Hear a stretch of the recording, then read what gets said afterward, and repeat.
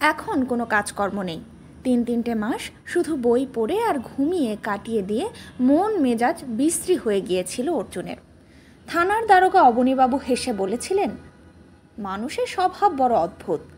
এই যে আমার জেলায় কোনো বড় ক্রাইম হচ্ছে না, 4-5 মাসে কিছু চুরি ডাকাতি ছাড়া কোনো প্রবলেম নেই, এতে সবার খুশি হওয়ার কথা, কিন্তু হাঁপিয়ে উঠছেন আপনি। ধরুন এই শহরে 6 মাস ধরে কারো কোনো অসুখ করলো না, এমনকি সর্দি জ্বরও নয়, সবাই হঠাৎ একদম ফিট হয়ে গেল, তাতেও একদল মানুষ অসুখী হবে। ডাক্তাররা, তারা তো একেবারে বেকার হয়ে যাবেন। অর্জুন হেসে ফেলেছিল। ব্যাপারটা হয়তো তাই, কিন্তু দুটো সমস্যার চেহারা একরকম নয়। তবে অবনীবাবু ভালো মানুষ, থানার দারোগা হয়েও দেশ বিদেশের খবর রাখেন। শহরে এসেছেন বছর খানেক হলো। অমল সোমের সঙ্গে আলাপ করার খুব ইচ্ছে ছিল ওর, কিন্তু হয়নি। অমলদা বেশ কিছুদিন মৌনী হয়েছিলেন, কারো সঙ্গে দেখা করতেন না। তারপর একদিন হাবুর হাতে চিঠি ধরিয়ে আগের বারের মতো দেশ ঘুরতে বেরিয়ে গেছেন। বিকেলবেলায় অবনীবাবুর ঘরে বসে কথা হচ্ছিল। এর মধ্যে একবার চায়ের প্রস্তাব করেছেন ভদ্রলোক। অর্জুন রাজি হয়নি। থানার চা এত খারাপ যে মুখে দেয়া যায় না, কথাটা সে ভদ্রলোককে বলতে পারেনি। ওই চা মুখে দিয়ে প্রতিবার অবনীবাবু আহ শব্দ করেন। থানার বিল্ডিংটার উপর লেখা রয়েছে কোতোয়ালি। এ নিয়ে কথা হচ্ছিল। কোতোয়ালি হলো কোতোয়ালের অফিস। কোতোয়াল মানে কোটাল, নগরপাল। শব্দগুলো এখন শোনা যায় রবীন্দ্রনাথের শ্যামা নৃত্যনাট্যে। বলরে নগরপালে। বাস্তবের সঙ্গে কোনো যোগাযোগ নেই। অবনীবাবু বললেন, হিন্দি ভাষাভাষী মানুষেরা শব্দটাকে এখনো ব্যবহার করেন মশাই। আফটার অল হিন্দি তো আমাদের রাষ্ট্রভাষা। ভাবুন তখন কি দিন ছিল। আমি কোটাল নগর রক্ষক, কি খাতির। তখন টিয়ার গ্যাস ছিল না, বন্দুক ছিল না, শুধু ওসির ছানাছানি। অবজেকশন। পেছন থেকে একটা হেঁড়ে গলা ভেসে এলো। অর্জুন দেখল ঘরে এক কোণে একজন বসে আছেন। ভদ্রলোকের বয়স 70-এর কাছাকাছি, গায়ে ময়লাটে সাদা পাঞ্জাবি, গায়ের রং বেশ কালো। মানে? আজ পর্যন্ত ওসি হাতে কোনো কোটালের ঘুরে বেড়ানোর গল্প পড়ার সুযোগ হয়নি। তখন একটা লাঠি আর দড়ি ছিল সাফিসিয়েন্ট। আর কোতোয়াল শব্দটি এসেছে ফার্সি কোত্রা থেকে। বাংলা ভাষায় লেখা যে কোনো অভিধানে পেয়ে যাবেন। ভদ্রলোক একটানা বলে চললেন, আপনি যেন কী কাজের জন্য এখানে এসেছেন? ছোট দারোগাকে বলেছি, তিনি এখানে আসতে বললেন। এসে ইস্তক আপনার কথা শুনছি। ঠিক আছে, এবার বলতে পারেন। আগে আমার পরিচয়টা দিয়ে নিই। দেওয়ার মতো অবশ্য কিছু নয়। পিতৃদেব নাম রেখেছিলেন রামচন্দ্র রায়। এককালে ভালো ফুটবল খেলতাম রাইট ইনে। তখন তো ওসব আধুনিক ছক চালু হয়নি, ফরওয়ার্ড লাইনেই 5 জন থাকতো। আমি পুরো মাঠ চষতাম, প্রচণ্ড দম ছিল তো। ওটা নিশ্চয়ই আপনার ছেলেবেলার ঘটনা। আমরা আপনার এখনকার পরিচয় জানতে চাইছি। ঠিক ছেলেবেলা বলা চলে না, আমি 18 বছর বয়সে খেলা ছেড়েছি। একটু বেশি কথা বলছি বোধহয়, শর্টকাট করি। জাহাজে চাকরি করতাম, পৃথিবীটা চক্কর দিয়েছি, আর জাহাজ জানিনি তো। সমুদ্রে ভাসলে হাতে অফুরন্ত সময়, তখন বই পড়েছি, হাতের কাছে যা পেয়েছি। দুটো অভিধান মুখস্থ হয়ে গেল ওই সময়। অর্জুন অবাক হয়ে গেল। ভদ্রলোকের শরীরের গঠন বেশ মজবুত হলেও চেহারায় বোঝা যায় বেশ অর্থকষ্টে আছেন। সে না বলে পারল না। অদ্ভুত। অদ্ভুত কেন? আপনার হাতে যদি কোনো কাজ না থাকে, যদি একটা ঘরে কয়েক মাস বন্দি থাকেন এবং প্রচুর উল আর কাঁটা ধরিয়ে দেওয়া হয়, তাহলে আপনিও সোয়েটার বুনতে শিখে যাবেন। পরিস্থিতি আপনাকে সেটা বাধ্য করবে। ইন্টারেস্টিং। আপনি একটু এপাশে এগিয়ে আসুন না। ধন্যবাদ। না বলে আমি আগ বাড়িয়ে কাছে যাই না। একটা ফাঁকা চেয়ার রেখে বসলেন ভদ্রলোক। কাছাকাছি হওয়ার পর অর্জুন ভদ্রলোককে লক্ষ্য করল। গম্ভীর দাদু দাদু চেহারা, মুখে বেশ সৌম্য ভাব। মানুষটিকে একটুও কুটিল বলে মনে হয় না। আপনার পরিচয়টা কিন্তু এখনো জানতে পারলাম না। আপনি ফুটবল খেলতেন, জাহাজে চাকরি করতেন, এখন কি করেন? ওইটাই তো মুশকিল হয়ে গিয়েছে। ওরা আমাকে মিডিয়াম বানিয়ে ফেলেছে। প্রথম মজা লাগতো, এখন এত অসহায় মনে হয় নিজেকে। মিডিয়াম? কিসের মিডিয়াম? আমি যা করতে চাই না তাই ওরা আমাকে দিয়ে করায়। I see. তার মানে আপনি এখন ক্যারিয়ার? আপনার মতো বয়স্ক সরল চেহারার মানুষ ক্যারিয়ার হলে পুলিশের বাবার সাধ্য নেই যে সন্দেহ করবে। ওদের হয়ে কি ক্যারি করেন আপনি? ড্রাগ না স্মাগল গুডস? আগে তা ঠিক নয়, মানে আপনি, বুঝতে পেরেছি, কিন্তু হঠাৎ আপনি নিজেকে স্যারেন্ডার করতে এলেন কেন? এই সময়তে কি স্বাভাবিক? ঠিক আছে, তার আগে আপনি বলুন আপনি কোথায় থাকেন। কলম খুললেন অবনীবাবু। আপনি ভুল করছেন, আমি স্মাগলার বা ড্রাগ কারবারিদের ঘৃণা করি। খবরের কাগজে আমি এই নিয়ে প্রচুর লিখেছি। কলকাতার লিডিং ড্রাগ কারবারি পাশা আমার রিপোর্টের জন্য ধরা পড়ে। তাছাড়া যে অভিধান মুখস্থ বলতে পারে সে ওই কাজ করতে পারে না। বেশ রাগত ভঙ্গিতে প্রতিবাদ জানালেন রামচন্দ্রবাবু। খবরের কাগজ? খবরের কাগজে আপনি কি করতেন? সাব এডিটর ছিলাম, কিন্তু প্রায় ফিচার লিখতাম, মাঝে মাঝে স্কুপও। পাওয়া যায় না। আপনি ফুটবল খেলতেন, জাহাজে চাকরি করতেন, আবার খবরের কাগজে চাকরি করেছেন। অদ্ভুত জীবন তো। তাহলে এই যে বললেন আপনাকে ক্যারিয়ার হতে ওরা বাধ্য করছে, সেটা কি? অবনীবাবু ধাঁধায় পড়ে গেছেন বোঝা গেল। আমি একবারও বলিনি কেউ আমাকে ক্যারিয়ার করেছে। আমি বলেছি ওরা আমাকে মিডিয়াম বানিয়ে নিয়েছে এবং এতে আমার কিছুই করার নেই। গম্ভীর গলায় বললেন ভদ্রলোক। কারা আপনাকে মিডিয়াম বানিয়েছে? অবনীবাবুর গলার স্বরে একটু হালকা হাসি মিশল। আমি ঠিক জানি না, কিন্তু অনুভব করতে পারি।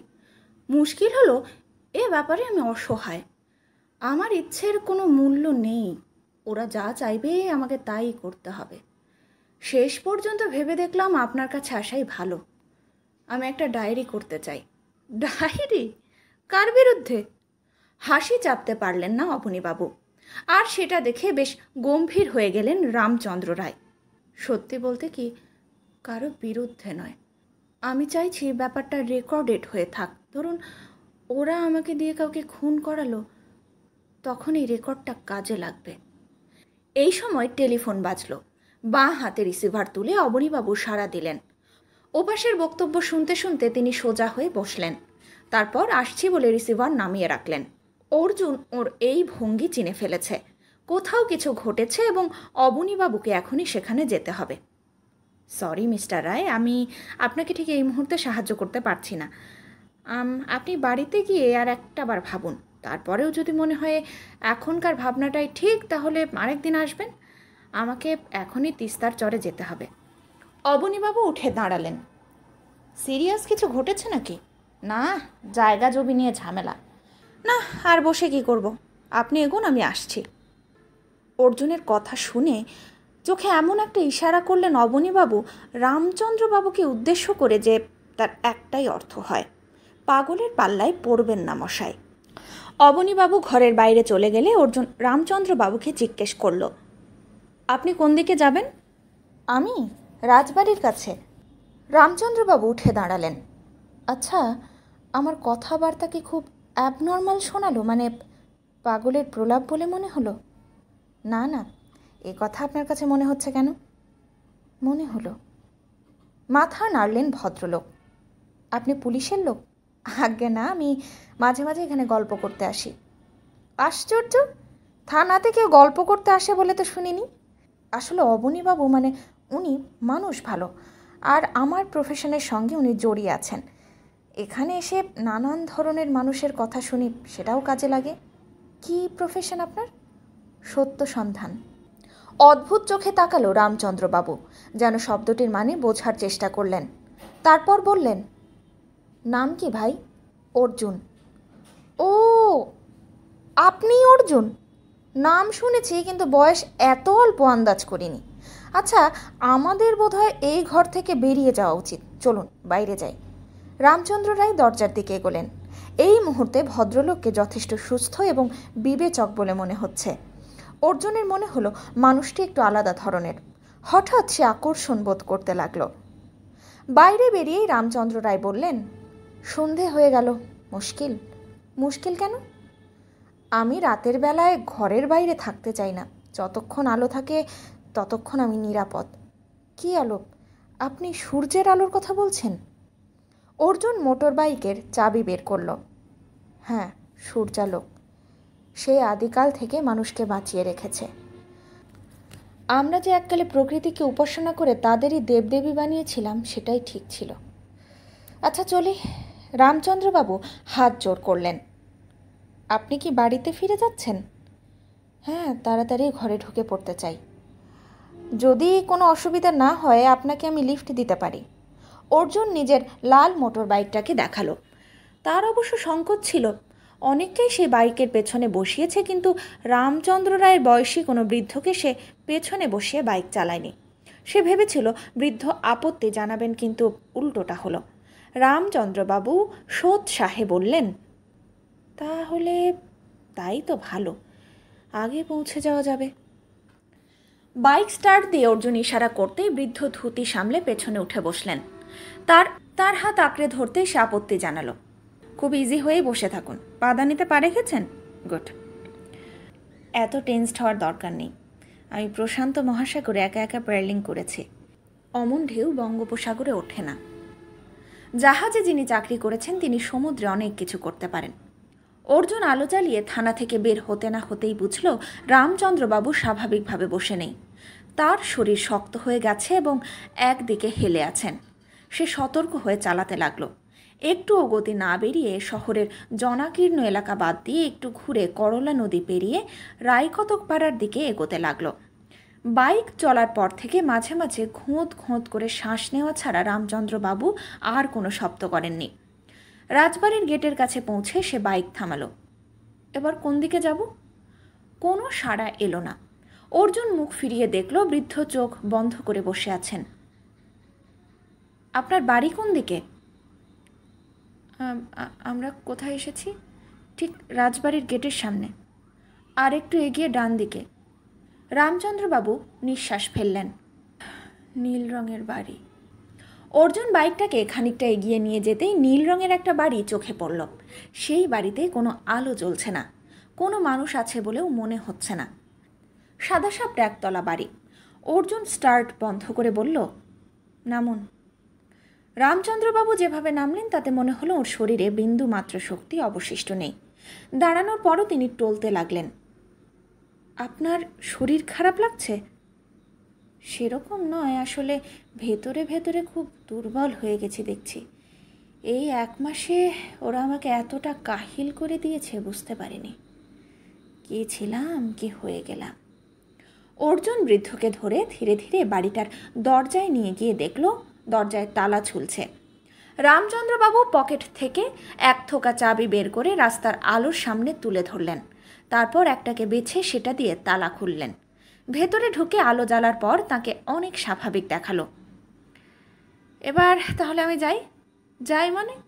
এত দূর পৌঁছে দিলেন, একটু কফি না খাইয়ে ছাড়বো কেন? কি দরকার? নাথিং, কোনো দরকার নেই। আসলে এখন আপনি থাকলে আমার ভালো লাগবে। দরজা বন্ধ করে বেতের চেয়ার দেখিয়ে দিলেন রামচন্দ্রবাবু। বাড়িতে আর কেউ নেই? কে থাকবে? না, এই পৃথিবীতে আমি একা। আরে ভাই, নাবিকের কাজ করতাম। নিজের কাজ নিজে করার অভ্যাস এমনভাবে তৈরি হয়ে গেছে যে কারো অভাব অনুভব করি না। শুধু এই 1 মাস ধরে ওই কারভালোটাই আমার সর্বনাশ করল। কারভালোকে? অর্জুনের মনে পড়ল সে ঐতিহাসিক চরিত্রটির কথা যাকে নিয়ে নাটক হয়েছে। আমার বন্ধু, জাহাজে একসঙ্গে কাজ করতাম। দাঁড়ান, জল বসিয়ে আসি। রামচন্দ্র চলে গেলেন ভেতরের দিকে। অর্জুন তাকিয়ে দেখল এই ঘরের 4টে বেতের চেয়ার আর গোল টেবিল ছাড়া আর কোনো আসবাব নেই। শুধু পেছনের দেয়ালে একটা বিরাট ছবি ঝুলছে। ছবিটি জাহাজের। নাবিকের বাড়ি বলেই সম্ভবত জাহাজের ছবি। হয়তো ভদ্রলোক ওই জাহাজে অনেক দিন কাজ করেছেন। রামচন্দ্রের বন্ধু কারভালো। অদ্ভুত ব্যাপার। অর্জুন মনে মনে হাসল। এতক্ষণ ধরে ভদ্রলোককে যা দেখেছে তাতে পাগল বলে মনে করার কিচ্ছু ঘটেনি। কথায় কথায় অবশ্য 1 মাসের কথা শোনাচ্ছেন কেউ, বা কারা নাকি তাকে মিডিয়াম বানাচ্ছে। এই কারণেই তিনি থানায় গিয়েছিলেন ডায়েরি করতে। ব্যাপারটা পুরো না শুনলে হাস্যকর লাগে স্বাভাবিক। অপরাধ করে বা না করে গ্রেফতারের সম্ভাবনা থাকলে কেউ কেউ কোর্টে যান আগাম জামিন চাইতে, কিন্তু কেউ আমাকে দিয়ে কোনো অপরাধ করিয়ে নিতে পারে বলে আশঙ্কা করে আজ পর্যন্ত কেউ কোথাও ডায়েরি করেছে বলে সে শোনেনি। অর্জুনের কেবলই মনে হচ্ছিল রামচন্দ্র রায় মিথ্যে কথা বলেননি। তাহলে উনি কার মিডিয়াম হচ্ছেন? কফির ট্রে নিয়ে ঘরে ঢুকে বেতের চেয়ারে রাখলেন রামচন্দ্রবাবু। চিনি আলাদা পাত্রে রয়েছে, পাশের ছোট কাপে সামান্য দুধ। বললেন, আমি দুধ চিনি খাই না, আপনার যতটুকু প্রয়োজন ততটুকু মিশিয়ে নিন। চুপচাপ রান্নার কাজটা সেরে কফিতে চুমুক দিয়ে অর্জুন জিজ্ঞেস করল, এই বাড়িতে আপনি কতদিন আছেন? নিজের বাড়ি? আছি বছরখানেক। হ্যাঁ, নিজেরই বাড়ি, কিনেছিলাম বছর 20 আগে। এতদিন ভাড়াটে ছিল, অনেক কষ্টে ওদের তুলে এখানে এলাম। এই বাড়ির একটা গল্প আছে। কীরকম গল্প? এই জমিটা ছিল আমার বাবার, জলপাইগুড়ির রাজার কাছ থেকে পেয়েছিলেন তিনি। আমি জন্মাবার পরে তিনি মারা যান। অভাবের তাড়নায় মা এই জমিটাকে বিক্রি করতে বাধ্য হয়ে আমাকে নিয়ে চলে যান মামার বাড়িতে। মামা থাকতেন বালুরঘাটে, সেখানেই আমার শৈশব কাটে। মায়ের মনে খুব দুঃখ ছিল জমিটা বিক্রি করতে বাধ্য হয়েছিলেন বলে। 20 বছর আগে আমি এই শহরে ফিরে এলাম জমিটাকে আবার কিনে নেব বলে। নিজেদের জমি অনেক বেশি দাম দিয়ে কিনতে হলো। তখন অবশ্যই মা পৃথিবীতে নেই। এই বাড়ি বানিয়ে ভাড়া দিয়ে চলে গিয়েছিলাম সেই সময়। রামচন্দ্রবাবু চোখ বন্ধ করে মুখ উপরে তুললেন। কিছু শুনতে পাচ্ছেন? কই না তো, একটা মেটালিক সাউন্ড, টানা। না, আমার কানে কিছু আসছে না। আপনি তো সত্যের সন্ধান করেন, আমার চেয়ে বয়সে অনেক ছোট। পুলিশ কি করবে জানি না, আপনি আমাকে সাহায্য করতে পারেন? আপনি কি সাহায্য চাইছেন? আমাকে বাঁচান। গত 1 মাস ধরে এই কারভালো আসার পর থেকেই এই ব্যাপারটা আরম্ভ হয়েছে। রোজ রাত্রে কেউ বা কারা আমাকে অথর্ব করে দিচ্ছে। তখন আমার আর কোনো ইচ্ছা শক্তি থাকে না। আমি তাকাই কিন্তু কিছু দেখি না, আমি শুনি কিন্তু বলতে পারি না। আপনার কথা শুনে মনে হচ্ছে সেই সব ভৌতিক গল্পের মতো। না না, ভুল করবেন না, এরা ভূত নয়। কর্মজীবনে আমি অনেক ভূতের গল্প শুনে খুঁজতে গিয়ে কিছুই পাইনি। অবশ্য তারা সবাই সামুদ্রিক ভূত। ইনফ্যাক্ট ভূত বলে কিছু আছে আমি বিশ্বাস করি না। আপনি তাদের যারা আপনাকে অবশ করে দেয় আপনি তাদের দেখতে পান? না, কিন্তু অনুভব করতে পারি। আর অনুভব মানে পুরো দেখা নয়, মানে মনে হয় প্রচণ্ড শক্তিধর ওরা। আমাকে যা বলছে তা না করে আমার উপায় নেই। ধরুন, যদি ওরা আমাকে বলে কাউকে খুন করে আসতে, তাহলে সেটা আমি নিজের অজান্তেই করে ফেলব। তারপর দিনের বেলায় পুলিশ যখন আমাকে অ্যারেস্ট করবে তখন বোঝাতে পারবো না ওটা স্ব ইচ্ছায় করিনি। আমি ঝড় জল উত্তাল সমুদ্রের সঙ্গে লড়াই করেছি। একবার অতলান্তিকে 10 দিন লাইফ বোটে ভেসেছিলাম। কিন্তু এখানে আমি অসহায়, লড়াই করার কোনো সুযোগ নেই। বলতে বলতে হঠাৎ চুপ করে গেলেন রামচন্দ্র রায়। শুনতে পাচ্ছেন এবার? Signalling tune. অর্জুন কিছুই শুনতে পেল না, কিন্তু ওর মনে হলো বৃদ্ধ বানিয়ে গল্প বলছেন না, ব্যাপারটার পেছনে সত্যতা আছে। সে জিজ্ঞেস করল, কারভালোর বয়স কত? অলমোস্ট মাই এইজ। আমার 3 মাস বাদে কাজ ছেড়েছে সে। উনি কেন এসেছিলেন আপনার কাছে? একসঙ্গে জাহাজে কাজ করেছে, ভালোই সম্পর্ক ছিল। ও অবশ্যই বিবাহিত, দমদমে নিজের বাড়ি। সেই লাইফ বোটে আমরা ভাসতে বাধ্য হয়েছিলাম তাতে ও আমার সঙ্গী ছিল। আমার ঠিকানা কারভালো জানতো। হঠাৎ একদিন দুপুরে আমার কাছে এসে হাজির। তারপর খুব অন্যমনস্ক দেখাচ্ছিল ওকে। একটা রাত ছিল, তারপর দিন হঠাৎই চলে গেল। যাওয়ার আগে বলে গেল আসামের দিকে যাচ্ছে, ফেরার সময় দেখা করে যাবে। আর হ্যাঁ, ওর সঙ্গে কিছু লাগেজ ছিল, তার একটা রেখে গেল ঝামেলা কমাতে। কী লাগেজ? একটা স্যুটকেস। দেখতে পারি সেটা? মানে কারভালোর স্যুটকেস তার অনুমতি ছাড়া খোলা কি ঠিক হবে? উনি 1 মাস হলো আসামে চলে গেছেন, থাকেন সেই দমনে। এর মধ্যে আপনাকে কোনো চিঠি লেখেননি। আর যদি আর কখনো ভদ্রলোক ফিরে না আসেন তাহলে কি করবেন? তা কেন, ফিরে আসবে না কেন? আপনি বললেন ভদ্রলোককে খুব অন্যমনস্ক দেখাচ্ছিল। ওই স্যুটকেসে কী জিনিস রেখে গিয়েছেন তা কে বলতে পারে? হয়তো বেআইনি কিছু, যার জন্য পুলিশ আপনাকে গ্রেফতার করতে পারে। আমাকে কেন করবে? সুটকেস তো আমার নয়। কি করে প্রমাণ করবেন? ওটা তো আপনার হেফাজতেই পাওয়া যাবে। আচ্ছা, কিন্তু ওর চাবি তো আমার কাছে নেই। সুটকেসটা কোথায়? পাশের ঘরে। চলুন। অর্জুন কফির কাপ রেখে উঠে দাঁড়ালো। নিতান্ত অনিচ্ছায় রামচন্দ্রবাবু পাশের ঘরে ঢুকলেন। এ ঘরে একটা খাট, আলমারি এবং কিছু নিত্য ব্যবহারের জিনিসপত্র আছে। ঘরের কোণে একটা সুটকেস দাঁড় করানো। বাজারের চলতি এক নামী কোম্পানির ভালো সুটকেস।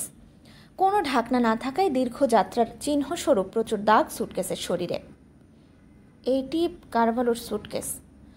অর্জুন হাঁটু মুড়ে সে সুটকেসের লক পরীক্ষা করল। না, চাবি দিয়ে খোলার ব্যবস্থা নেই। নম্বর ঘুরিয়ে ঘুরিয়ে কোড মিললে তবে খুলবে। সুটকেসটি যথেষ্ট মজবুত। এই সুটকেস খোলা তার পক্ষে সম্ভব নয়। হাতুড়ি দিয়ে পিটিয়ে নিশ্চয়ই খোলা যায়, কিন্তু সেটা বাড়াবাড়ি হয়ে যাবে। অর্জুন উঠে দাঁড়ালো। ল্যাংড়া পাঁচুকে ডেকে আনতে হবে। ল্যাংড়া পাঁচু এই শহরের সবচেয়ে ওস্তাদ তালা খুলিয়ে। আগে ওইটাই ব্যবসা ছিল। আমি একবার ওকে বাঁচিয়েছিলাম, কিন্তু ল্যাংড়া পাঁচুকে এখন পাওয়া যাবে না। আমি এখন চলি, আপনি বিশ্রাম করুন। কিন্তু আজ রাত্রে ওরা আসবে, নাও আসতে পারে। অসম্ভব। আমি সিগন্যাল শুনতে পাচ্ছি, ক্রমশ স্পষ্ট হচ্ছে। আপনি কি চাইছেন আমি এখানে থাকি? না, থাক। আপনি কাল সকালে আসবেন বললেন। হ্যাঁ, তাহলে একটু তাড়াতাড়ি আসবেন। তাহলে বাইরের দরজায় তালা দিয়ে যান। আমি যদি এই বাড়ি থেকে বের হতে না পারি, তাহলে নিজের অজান্তে কোনো অন্যায় করা সম্ভব হবে না। চাবির থোকাটা এগিয়ে ধরলেন বৃদ্ধ। অনিচ্ছা সত্ত্বেও ওর কথা মান্য করল অর্জুন। বাইক চালু করে ঘাড় ঘুরিয়ে দেখল বাড়িটার জানলাগুলো খোলেননি রামচন্দ্রবাবু। আলো বেরিয়ে আসছে ঘুলঘুলি দিয়ে। সে গতি বাড়ালো। জেলখানার কাছে এসে বাইক থামালো অর্জুন। তার মনে হলো এটা ঠিক নয়।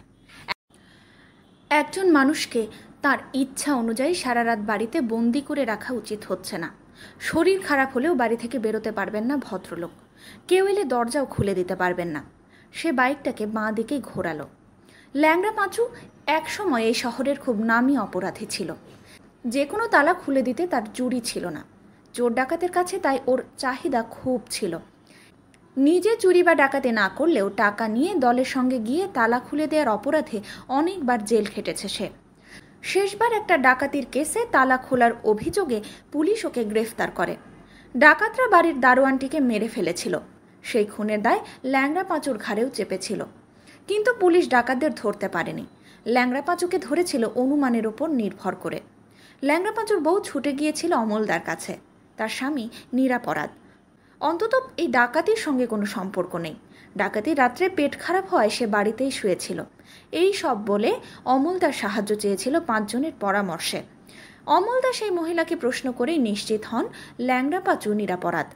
তিনি অর্জুনকে নির্দেশ দেন ল্যাংড়া পাঁচু সম্পর্কে পুলিশের ধারণা ভাঙিয়ে দিতে। বেশ পরিশ্রম করতে হয়েছিল সেবার অর্জুনকে। আর তারপর থেকেই ল্যাংড়া পাঁচু ওকে খুব সমীহ করে। অর্জুনের কাছে কথা দিয়েছিল তালা খোলার কাজ সে ছেড়ে দেবে। ল্যাংড়া পাঁচু এখন লটারির টিকিট বিক্রি করে কদমতলার মোড়ে, কিন্তু সন্ধে হলে লোকটা খারাপ আড্ডায় চলে যায়। এই সময় তাকে দিয়ে কিছু করানো অসম্ভব। এই নেশার পেছনে তার যুক্তি হলো ওখানে গেলেই তার মাথার ভেতরটা ফাঁকা হয়ে যায়। তখন কোনো পার্টি এসে 1000 টাকা দিলেও সে তালা খুলতে পারবে না। চোর ডাকাতরা ব্যাপারটা জেনে যাওয়ায় এখন ল্যাংড়া পাঁচুকে আর বিরক্ত করে না। ল্যাংড়া পাঁচুকে এই সময় বাড়িতে পাওয়া যাবে না। 2 দিন রাত 10টার পরে তাকে বুঁদ হয়ে বাড়িতে ফিরতে দেখেছে সে। কিন্তু কোথায় কোন আড্ডায় যায় তা নিশ্চয়ই ওর বউ জানে। বাইক নিয়ে অর্জুন সোজা ল্যাংড়া পাঁচুর বাড়িতে চলে এলো। শহরের এক প্রান্তে খুবই গরিব পরিবেশে ল্যাংড়া পাঁচু থাকে। ভেতরে হ্যারিকেন জ্বলছে। বাইকের আওয়াজ পেয়ে কিছু কৌতূহলী মানুষের সঙ্গে ল্যাংড়া পাঁচুর বউ বেরিয়ে এসে ওকে দেখে ঘুমটা টানল।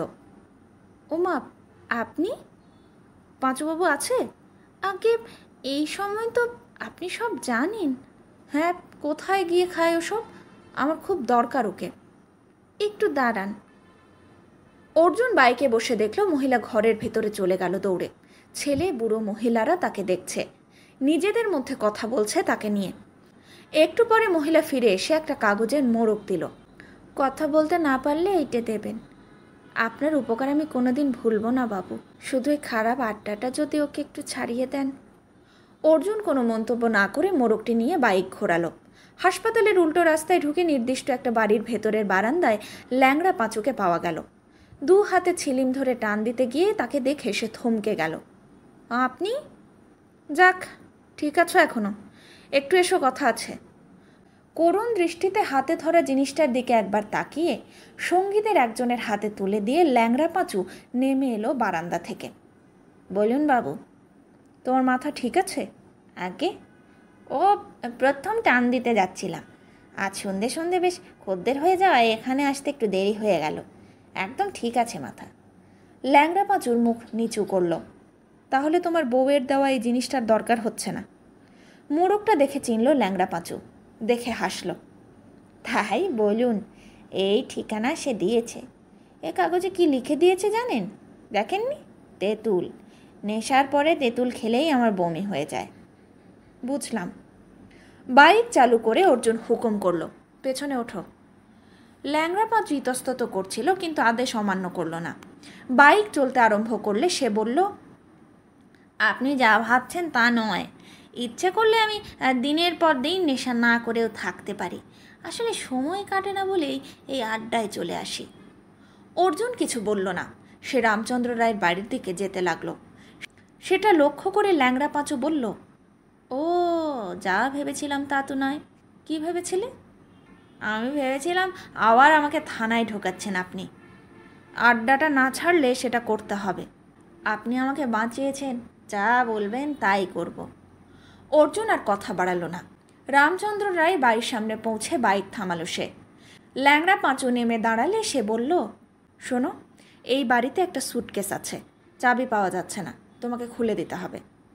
কথা বলে সে এগিয়ে গিয়ে বাইরের দরজার তালা খুলে ডাকলো, মিস্টার রয়। যাচ্ছি। ভেতর থেকে গলা ভেসে এলো। বাইরের ঘরের আলো জেলে অর্জুন ল্যাংড়া পাঁচুকে বসতে বললে সে সন্তর্পণে চেয়ারে বসে জিজ্ঞেস করলো, স্যুটকেসটা কার বাবু? কেন? যার স্যুটকেস তিনি সামনে না থাকলে আমি ওটা খুলব না বাবু। হঠাৎ এমন সিদ্ধান্ত? আগে হঠাৎ নয়, আপনি ছাড়াবার পরে আমি তো এই কারবার ছেড়ে দিয়েছি। কত টাকা লোভ দেখানো হয়েছে, কিন্তু আমি বলেছি, মন তুই নরম হোসনি, একটা কেস মানে কয়েক বছর জেল, তাই অন্যের স্যুটকেসে হাত দিই না। ল্যাংড়া পাঁচুর সিরিয়াস মুখের দিকে তাকিয়ে অর্জুন একটু অপ্রস্তুত হলো। জেলের ভাত খাওয়া থেকে বের করে নিয়ে সে নিজে ল্যাংড়া পাঁচুকে বলেছিল অন্যের তালা মালিকের অজান্তে যেন কোনো দিনও না খুলে। সেই কথাই আজ ল্যাংড়া পাঁচু সুযোগ বুঝে ফিরিয়ে দিল। সে বলল, দেখো, তুমি যখন অন্যের অজান্তে তালা খুলতে তখন মানুষের সর্বনাশ হতো। আজকের কাজটা করলে একজন ভালো মানুষের উপকার হবে। তার চেয়ে বড় কথা, আমি তোমাকে নিশ্চয়ই অন্যায় কিছু করতে বলবো না। কি ব্যাপার? কাল সকালে আসার কথা ছিল না? অর্জুন বৃদ্ধকে দেখল। আপনি ঠিক আছেন তো? তার মানে? বা, আপনিই না বললেন কারো সিগন্যাল শুনতে পাচ্ছিলেন? ওসব ব্যাপার হালকাভাবে না বলাই ভালো। এখন বলুন তো, কী জন্য আবার ফিরে আসতে হলো? আমি তো রাত্রের খাওয়া সেরে নিলাম। ভালোই করেছেন। ইনি হলেন পাঁচুবাবু। এর কথা খানিক আগে আপনাকে বলেছি। স্যুটকেসটা দেখাতে চাই। রামচন্দ্র কথা খরচ না করে ওদের ভেতরের ঘরে নিয়ে এলেন। ল্যাংড়া পাঁচু স্যুটকেসটায় হাত দিয়ে কিছুক্ষণ বসে রইল। তারপর নম্বর ঘোরাবার জায়গাটায় আঙুল বোলাতে লাগলো। অর্জুন সেটা লক্ষ্য করে বলল, ওহো, এই কথাটা তো বলা হয়নি। চাবি ঢুকিয়ে তালা খোলার স্যুটকেস এটা নয়। ঠিকঠাক নম্বর এলে তারপর ডালা খুলে যায়। নম্বরই বলুন আর চাবিই বলুন, ভেতরে তো একটা তালা আছে, হুকটা আটকে আছে তাতে। একটু অনুভব করতে দিন। অনুভব? শক্ত স্যুটকেসের বাইরে হাত দিয়ে ভেতরটা অনুভব করা যায়? যে যেমন পারে। তারে আঙুল দিলে কেউ শুধুই টুংটাং শব্দ করে, আবার কেউ গান বাজায়। একটু চুপ করুন আপনারা। পারবো কি না জানি না, তবে চেষ্টা করতে দিন। ল্যাংড়া পাঁচু চোখ বন্ধ করল। 1-2 করে বেশ কয়েক মিনিট যাওয়ার পর ল্যাংড়া পাঁচু বলল, ওই যা, যন্ত্রপাতি তো সঙ্গে আনিনি, এমনভাবে চলে আসতে হলো। একটা সরু অথচ শক্ত কিছু পাওয়া যায়? রামচন্দ্রবাবু ব্যস্ত হয়ে উঠলেন। সরু তার পাওয়া যাচ্ছিল না। শেষ পর্যন্ত ইলেকট্রিকের তার রবারের ভেতর থেকে বের করে পাকিয়ে কি এক অদ্ভুত কায়দায় সোজা চেষ্টা চালালো ল্যাংড়া পাঁচু। প্রায় আধ ঘন্টা ধরে নাছরবান্দা ল্যাংড়া পাঁচু পড়ে রইল সেই সুটকেস নিয়ে। শেষ কত খট করে একটা শব্দ হতেই তার গলায় উল্লাস শোনা গেল। উফ, হবে না মানে? আঙুলগুলো কি মরে গেছে নাকি? নিন বাবু, ডালাটা খুলুন, আপনি দেখুন ভেতরে কি আছে। সুটকেসটাকে টেনে এনে অর্জুন ডালা খুলল। সুটকেসের ভেতরে টাইট করে বসিয়ে রাখা হয়েছে থার্মোকলের বাক্স। সেটাকে বাইরে বের করতে খানিকটা অসুবিধে হলো। ওপরের ঢাকনা খোলার পর আবার একটি থার্মোকলের বাক্স। খুব ভঙ্গুর অথচ মূল্যবান জিনিসটাকে মানুষ এমন যত্নে সতর্কতার সঙ্গে রাখে। দ্বিতীয় বাক্সটা খুলতে একটা নীল আলোর দপদপানি টের পাওয়া গেল। চকচকে এক ধাতব বস্তু থেকে নীল আলো জ্বলছে নিচ্ছে। কী জিনিস বাবু? অর্জুন তল পাচ্ছিল না। সে যন্ত্রের কাছে কান নিয়ে গিয়ে কোনো শব্দ শুনতে পেল না। একটা চকচকে চৌকো বাক্স। আলোটা জ্বলছে নিভছে ওর ভেতরে। ওপরের ছিদ্র দিয়ে তার একটা অংশ ছিটকে আসছে। সে যন্ত্রটার গায়ে হাত বোলাতে লাগলো। হঠাৎ মনে হলো, রামচন্দ্র রায় যে সিগন্যাল শোনেন তা এখান থেকেই বেরোয় না তো। ওটা সরিয়ে ফেলুন। পেছন থেকে রামচন্দ্রবাবুর চাপা গলা শোনা গেল। এটা কি? আমি এরকম জিনিস কখনো দেখিনি। কারভালো কি কিছু বলেছেন আপনাকে? না, কারভালো কিছু বলেনি, কিন্তু ওটা সরিয়ে ফেলুন। কেন? যে সিগন্যালটা আমি শুনি তা এই ঘরে ঢুকে এই বাক্সের মধ্যে যেন মিলিয়ে যায়। কাল রাত্রেও আমার মনে হয়েছিল, সেটা আপনাদের বলতে পারিনি। এই বাক্সে মিলিয়ে যায় নাকি এই বাক্স থেকে বের হয়? বললাম তো বাক্সে ঢুকে যায়। তখন তো বাক্স জানতাম না, মানে সুটকেসেই ঢুকে যায় শব্দটা। প্লিজ সরিয়ে ফেলুন ওটাকে। আপনি এমন ভয় পাচ্ছেন কেন? সারা পৃথিবী ঘুরেছেন আপনি। তাতে কিছু লাভ নেই। ওরা যখন আমাকে মিডিয়াম করে তখন আমার কোনো ক্ষমতা থাকে না, একদম পুতুল হয়ে যাই। আমার সামনে থাকলে ওরা যদি চায় আমি আপনাকেও খুন করতে পারি, কিন্তু শব্দটা ওই সুটকেসের ভেতরে ঢুকে না যাওয়া পর্যন্ত আমি ঠিক থাকি। রামচন্দ্রবাবুকে খুব নার্ভাস দেখাচ্ছিল। অর্জুন যন্ত্রটাকে দেখল। অমূলদা থাকলে কি করতেন? এটা কি তাহলে রিসিভার গোছের কিছু? কি রিসিভ করছে? কে সিগন্যালিং করে? হঠাৎ তার মাথায় অন্য চিন্তা এলো। মহাকাশ থেকে ওই সিগন্যাল ভেসে আসছে না তো? সে চটপট যন্ত্রটাকে থার্মোকলের মধ্যে ঢোকালো। দুটো বাক্সকে সুটকেসের মধ্যে নিয়ে সে রামচন্দ্রকে বলল, আমি যদি এটাকে রাত্রের জন্য নিয়ে যাই আপনার আপত্তি হবে? আপত্তি? আপত্তি কিসের? তবে কারভালোর জিনিস, আর ওরা যদি এখানে এসে না পায় তাহলে হয়তো আমার উপর ক্ষেপে যেতে পারে। যদি কেউ এসেও থাকে, এই বস্তুটি না থাকলে আপনার কাছে আসবে না। অর্জুন উঠে দাঁড়ালো। কদমতলার চৌধুরী মেডিকেল স্টোর চেনেন? রামচন্দ্রবাবু মাথা দোলালেন। চৌধুরী মেডিকেলে গিয়ে আমার নাম বললে ওরা আমার বাড়ি দেখিয়ে দেবে। কাল সকালে একবার আসুন। এসো পাঁচু। সুটকেস নিয়ে বাইরে পা বাড়ালো অর্জুন। বাইরে থেকে তালা দিয়ে যাবেন না? আমার বিশ্বাস তার প্রয়োজন হবে না। সুটকেস নিয়ে বাইকে ওঠা খুব মুশকিল। সে ল্যাংড়া পাঁচুকে জিজ্ঞেস করল, এটাকে ধরে বসে থাকতে পারবে? ডালা খোলাই আছে। ল্যাংড়া পাঁচু এক কথায় রাজি। পেছনের সিটে বসে সুটকেসটাকে জড়িয়ে ধরে জিজ্ঞেস করল, বাবু, এরা খুব দামি জিনিস তাই না? অর্জুন অন্যমনস্ক ছিল। কীরকম দাম হবে? জানি না। রামচন্দ্র রায়ের কথা যদি ঠিক হয় তাহলে এর কোনো দাম কেউ দিতে পারবে না। শক্ত করে ধরে রাখো। অর্জুন বাইকে গতি দিল। পেছনে বসা ল্যাংড়া পাঁচু সৎসাহে বলল, আজকার মুখ দেখে উঠেছিলাম। অর্জুন সোজা থানায় চলে এলো। অবনীবাবু তখনও ফেরেনি। সেকেন্ড অফিসার শঙ্করবাবু অর্জুনকে দেখে মুখ খুলতে গিয়ে থেমে গেলেন পেছনে ল্যাংড়া পাঁচুকে বসে থাকতে দেখে। বাইকে বসেই অবনীবাবুর খবরটা জেনে ইতস্তত করছিল অর্জুন। শঙ্করবাবু ল্যাংড়া পাঁচুকে জিজ্ঞেস করলেন, আবার ফেঁসেছ? একদম সুটকেস সমেত তোমাকে ধরে ফেলেছে মনে হচ্ছে। অর্জুন বাইক থেকে নেমে সুটকেসটাকে হাতে নিল। শঙ্করবাবু, একটা উপকার করতে হবে। নিশ্চয়ই, বলুন। এই আবার কাজ আরম্ভ করেছে তো? না, ওকে আমি নিয়ে এসেছি। আপনাদের এখানে মাটির নিচে একটা ঘর আছে না, মানে যেখানে দামি জিনিস রাখা হয়? হ্যাঁ। এই স্যুটকেসটাকে ওখানে আজকে রাত্রের জন্য রেখে যেতে চাই। কি আছে ওতে? মহামূল্যবান একটা জিনিস, কিন্তু কাল সকালের আগে ভোলা যাবে না। তাহলে তো মুশকিল হলো। কেন? খাতায় লিখতে হয় কি জিনিস রাখছি। দামি জিনিসের জন্যই এই নিরাপত্তা। ও, লেখুন সিগন্যালিং মেশিন। তাই বলুন। Smuggle good. রাখাটা বেআইনি, কিন্তু আপনি বলেই রাজি হচ্ছি। দিন না, আমার হাতে দিন, আমি রেখে আসবো। তুমি এখানেই থাকো পাঁচু। শঙ্করবাবুর পেছন পেছন থানার ভেতরে ঢুকে একটা বিশেষ ঘরের মধ্যে সিঁড়ি দিয়ে নিচে নেমে গেল অর্জুন। লোহার দরজায় দুটো তালা ঝুলছে, পাশের টেবিলে খাতা। সেই খাতায় লেখাপত্র শেষ করে সেপাইকে দিয়ে দুটো চাবি আনিয়ে দরজা খুললেন শঙ্করবাবু। খুব অন্ধকার। সুইচ টিপে আলো জ্বালতেই কয়েকটা জার্ক দেখা গেল। সবকটা জার্কই শূন্য, অর্থাৎ এই মুহূর্তে থানায় কোনো মূল্যবান জিনিস জমা নেই। স্যুটকেসটা কেমন একটা কোণে ঢুকিয়ে দিল অর্জুন, যে সরাসরি টেনে বের করে আনা যাবে না। আলো নিভিয়ে লোহার ভারী দরজা বন্ধ করে তালা দিয়ে দেয়া হলো। সে শঙ্করবাবুকে জিজ্ঞেস করলো, ব্যবস্থা মজবুত তো? মজবুত মানে? পিঁপড়ে ঢোকার পথ নেই, এই তালা স্পেশালি বানানো। অর্জুন মনে মনে হাসল। বাইরে দাঁড়িয়ে থাকা ল্যাংড়া পাঁচুর কাছে কোনো তালাই কিছু নয়।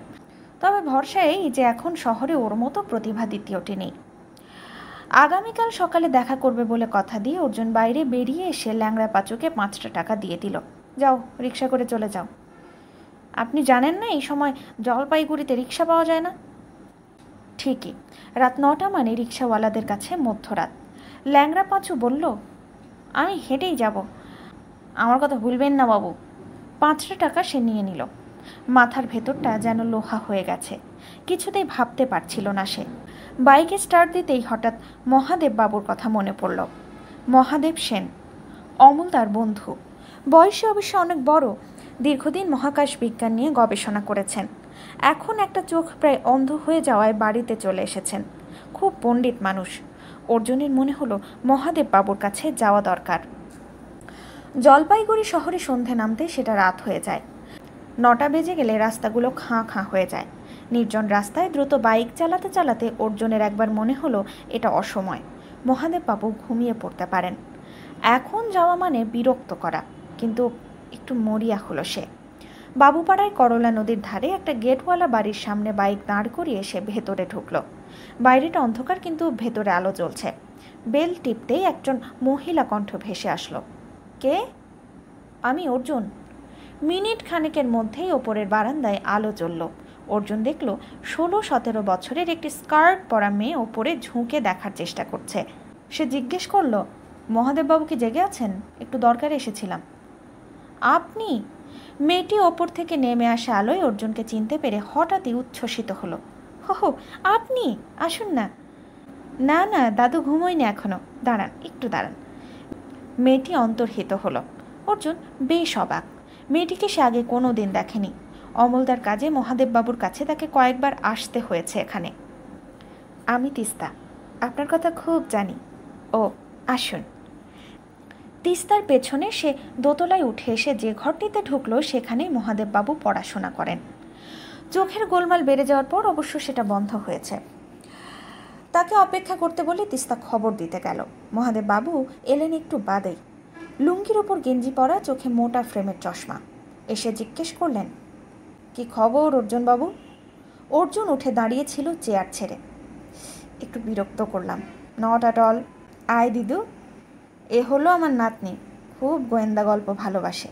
শুরু করেছিল এনিড ব্লাইটন, ক্যারোলিন কিন দিয়ে।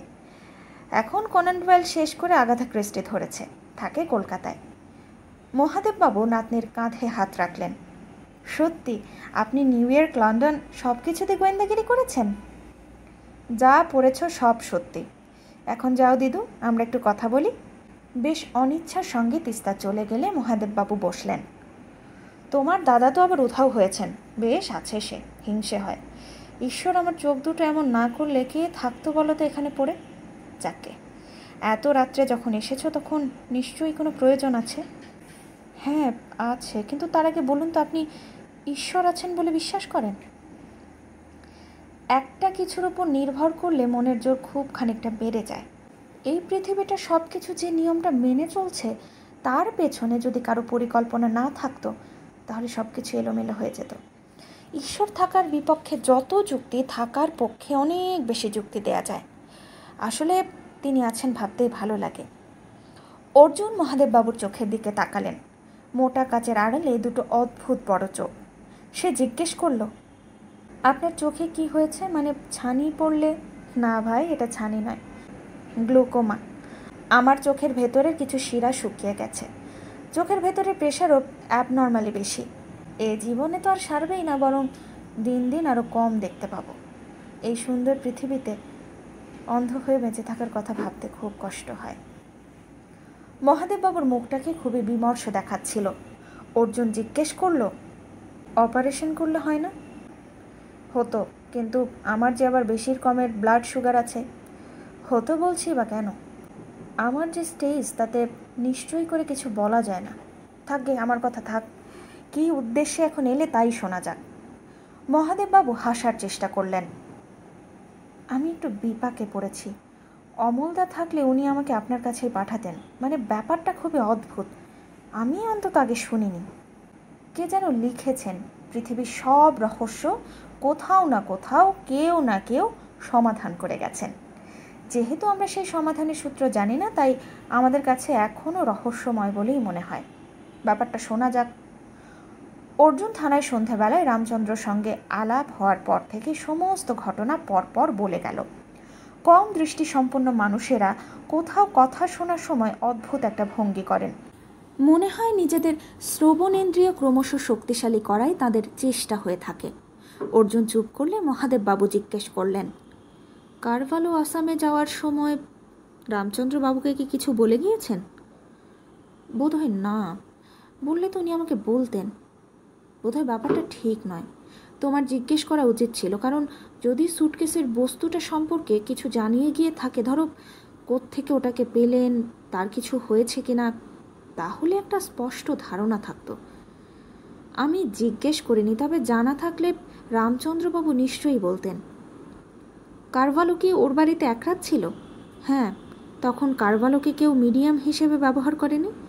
এই প্রশ্নটাও আমি করিনি। রামচন্দ্রবাবু সিগন্যাল না কি যেন শুনতে পাচ্ছিলেন, তুমি পাওনি? না। তোমার সঙ্গে যে লোকটা তালা ভাঙতে গিয়েছিল সে পেয়েছে? না, পেলে তো বলতো। যন্ত্রটাকে একবার না দেখলে কিছু তো বলা যাচ্ছে না। এমন হতে পারে সব রামচন্দ্র বাবুরই কল্পনা। আজ রাত্রে থানায় ওটা রেখে এসেছো, যদি এটা সক্রিয় থাকে তাহলে থানার কোনো চোর অথবা পুলিশের অবস্থা রামচন্দ্র বাবুর মতনই হবে। অতএব আগামীকাল সকাল পর্যন্ত অপেক্ষা করা যাক। আচ্ছা, যন্ত্র বলেই বলছি, মহাকাশের সঙ্গে জড়িত কিছু নয় তো? মহাকাশে তো কোনো যন্ত্র এমনি ঘুরে বেড়ায় না যে খসে পড়লে পৃথিবীর কোনো মানুষ কুড়িয়ে পাবে। আর যদি বা পড়েও, তাহলে পৃথিবীতে পড়তে যাবে কোন দুঃখে? পৃথিবীতে পড়ে তো ভেঙে চুরমার হয়ে যাবে। অর্জুন উঠে দাঁড়ালো। তাহলে কাল সকালে থানায় গিয়ে খোঁজ নেব। দাঁড়াও। মহাদেববাবু হাত তুললেন। তুমি বললে রাত হলে রামচন্দ্রবাবু যে সিগন্যালটা শোনেন তা ওই যন্ত্রের মধ্যে মিলিয়ে যায়, তখন তার আর হুঁশ থাকে না। যা উনি করেন তা তাকে দিয়ে অন্য কেউ করায়? হ্যাঁ, উনি তো তাই বলছেন। তোমার সঙ্গে তো বাইক আছে? হ্যাঁ হ্যাঁ আছে, কিন্তু বাইকে বসার সাহস আমার নেই, নইলে তোমার সঙ্গে গিয়ে রামচন্দ্রবাবুকে এক রাত্রে দেখে আসতাম। বেশি রাত তো হয়নি। আপনি যদি আমার পেছনে বসেন তাহলে আমি খুব সাবধানে চালাতে পারি। না, তুমি রিক্সা ডাকো। মহাদেববাবু যে অত রাত্রে অর্জুনের হাত ধরে বের হচ্ছেন তা ওর বাড়ির লোকদের পছন্দ ছিল না। অনেকেই মুখের ওপরে আপত্তি জানালেন। তিস্তা বায়না ধরল সে সঙ্গে যাবে, কিন্তু মহাদেববাবু কারো কথা কানে তুললেন না। তিনি যখন তৈরি হচ্ছিলেন তখন অর্জুন জলপাইগুড়ির রাতের রাস্তায় রিক্সা খুঁজছিল। যেহেতু 9টা বেজে গেছে, একটা রিক্সাও চোখে পড়ছিল না। সে খুব হতাশ হয়ে মহাদেববাবুর গেটের সামনে ফিরে আসতেই শুনল বৃদ্ধ বলছেন, কে? আমি অর্জুন। ও, রিক্সা পেলে না? না। রাজবাড়ি তো বেশি দূরে নয়, চলো হেঁটেই যাই। অন্তত 1.5 কিলোমিটার পথ। এমন কি বেশি? তোমার বাইকের চেয়ে হাঁটতে আরাম বেশি হবে। নির্জন জলপাইগুড়ির রাস্তায় হাঁটতে বেশ ভালো লাগছিল অর্জুনের। নিজের বাইকটাকে সে মহাদেববাবুর বাড়ির গেটের ভেতরে ঢুকিয়ে রেখে এসেছিল। মহাদেববাবু হঠাৎ বললেন, জানো, আমাদের বাংলা ভাষায় মহাকাশ নিয়েও গল্প উপন্যাস লেখা হচ্ছে। কিন্তু সেদিন একটা কাহিনী শুনলাম যা আমাকে ভীষণ চমকে দিয়েছে। মহাদেববাবু যে খুব আন্দাজে হাঁটছেন তা বুঝতে পেরে অর্জুন তার হাত ধরল। দুপাশে বাড়ি ঘর, দোকানের আলো নিভে গেছে। মাঝে মাঝে দু একটা রিক্সা দেখা গেলেও তা যাত্রী নিয়ে পাই পাই করে ছুটছে। হাঁটতে হাঁটতে মহাদেববাবু গল্পটা শোনালেন। এক ভদ্রলোকের হার্ট ব্লক হয়েছিল, কিন্তু তার শরীরের যে অবস্থা তাতে অপারেশন করা সম্ভব ছিল না। অনেক ভাবনা চিন্তার পর সার্জন এবং তার সহকারী নিজেদের শরীরে যে ইঞ্জেকশনটা নিলেন তাতে তাদের শরীর ছোট হয়ে গেল। একটা ছোট্ট ক্যাপসুলের মধ্যে ঢুকে পড়লেন তারা। তারপর সেই ক্যাপসুলটাকে ইঞ্জেকশনের সাহায্যে ভদ্রলোকের ধমনীতে ঢুকিয়ে দেওয়া হলো। ধরা যাক 24 ঘন্টার মধ্যে যা করার করতে হবে সার্জনকে, তারপর ওই ক্যাপসুল গলে যাবে। এই পর্যন্ত মহাদেববাবু জিজ্ঞেস করলেন, কি আজগুবি বলে মনে হচ্ছে? একটু। লেখক সামান্য লাইসেন্স নিয়েছেন। আজ থেকে 50 বছর আগে লোকে চাঁদে হেঁটে বেড়ানোকে আজগুবি বলে মনে করত। তারপর হাঁটতে হাঁটতে অর্জুন জিজ্ঞেস করল, ধমনী বেয়ে ক্যাপসুলে চেপে লোক দুটো পথ হারিয়ে ফেলল। ওরা প্রথমে গেল স্টোমাকে, তারপর লিভারে, নানান জায়গায় ঘুরে যখন হার্টে পৌঁছলো তখন অনেক নাটক হয়ে গেছে, কিন্তু হাতে সময় নেই। শিরা বেয়ে ওরা হৃদযন্ত্রে প্রবেশ করলো। খুদে খুদে যন্ত্রপাতির সাহায্যে ওরা অপারেশনের পুরো কাজটা শেষ করলো। হাতে বেশি সময় নেই, কিন্তু বের হয়ে আসার পথ খুঁজে পাচ্ছিল না। কি করে ওরা বের হতে পারে বলো তো? অর্জুন ভেবে পেল না। ওরা রাজবাড়ির গেট পেরিয়ে যাচ্ছে। মহাদেববাবু বললেন, পেশেন্টের চোখের জলের সঙ্গে ওদের ক্যাপসুল বেরিয়ে আসা মাত্র গলে গেল। বেরোবার ওই একটি মাত্র পথ ছিল। দারুণ গল্প, পড়তে পড়তে শিরদাঁড়া সোজা হয়ে যায়। এই বাড়ি রামচন্দ্র রায়ের বাড়ির সদর দরজা বন্ধ, জানলাগুলো, কিন্তু ভেতরে আলো জ্বলছে। অর্জুন কড়া নাড়ল। ভেতর থেকে কোনো শব্দ ভেসে এলো না। দ্বিতীয়বারের পর গলা পাওয়া গেল। অর্জুন নিজের পরিচয় দেওয়ার পর দরজাটা খুলল। খালি গায়ে লুঙ্গি পরে রামচন্দ্র রায় তাদের দিকে অদ্ভুত চোখে তাকিয়ে আছেন, যেন তার বুঝতে সময় লাগলো। ও, আমি ভাবলাম আসুন আসুন, আমি শুয়ে পড়েছিলাম। কথাগুলো বেশ জড়ানো। আমি খুবই দুঃখিত যে আপনার ঘুম ভাঙিয়ে। ঘুমোইনি, কিছুতেই ঘুম আসছিল না, শুয়েছিলাম। প্রতি রাত্রে যা হয় আজ সেসব হয়নি, মানে এমনকি সেই সিগন্যালিং সাউন্ডটাও কানের পর্দা থেকে উঠাও। প্রতি মুহূর্তে মনে হচ্ছিল কিছু একটা হবে, কিন্তু হচ্ছে না। টেনশন বাড়ছে, কিন্তু ঘুম আসছে না। আপনি তো তাই চেয়েছিলেন। মোটেই নয়, ওরা আমাকে দিয়ে কোনো অপরাধ করা কেটে চায়নি, কিন্তু আমার কাছ থেকে চলে যাক এটা কখনো ভাবিনি। সুটকেসটাকে কোথায় রেখেছেন? নমস্কার, আমার নাম মহাদেব সেন। চোখে দেখি না বলাই সঙ্গত। অর্জুনবাবুর সঙ্গে তবুও এলাম। আপনার মনে হচ্ছে সুটকেসটা এখানে থাকলে সুবিধা হতো? নিশ্চয়ই। কারভালো যে আমার এত বড় উপকার করেছে তা আগে বুঝিনি। ওর এই সুটকেসটার জন্যই রোজ রাতে ওরা বাড়িতে আসতো। কারা? আমি জানি না, কিন্তু ওদের উপস্থিতি টের পেতাম। বেশ ভালো লাগতো। ভালো লাগতো? আপনি আগে একবারও বলেছেন এ কথা।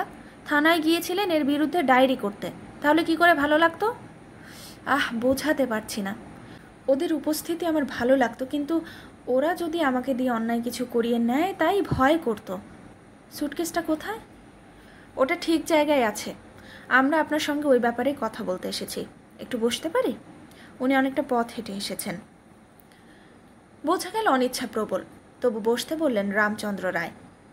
বসাটা দরকার ছিল মহাদেব বাবুর। তিনি একটু আরামসূচক শব্দ করে জিজ্ঞেস করলেন, সুটকেসটা যে এত জরুরি তা আপনি আগে থেকে জানতেন? না না, ওটা পড়ে থাকতো ঘরের কোণে। আপনার বন্ধু আপনাকে দিয়েছিল? দেয়নি, রেখে গিয়েছিল। বলেছিল আসাম থেকে ফেরার পথে নিয়ে যাবে।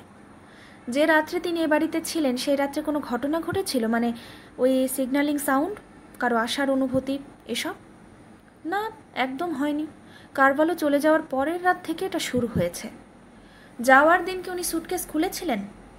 রামচন্দ্রবাবু মনে করার চেষ্টা করলেন, তারপর মাথা দোলালেন। না, কেউ নিজের সুটকেস খুলছে এটা মুখ বাড়িয়ে দেখা অভদ্রতা। আমি দেখিনি। কারভালো আপনাকে যন্ত্রটা সম্পর্কে কিছু বলে গিয়েছেন? না।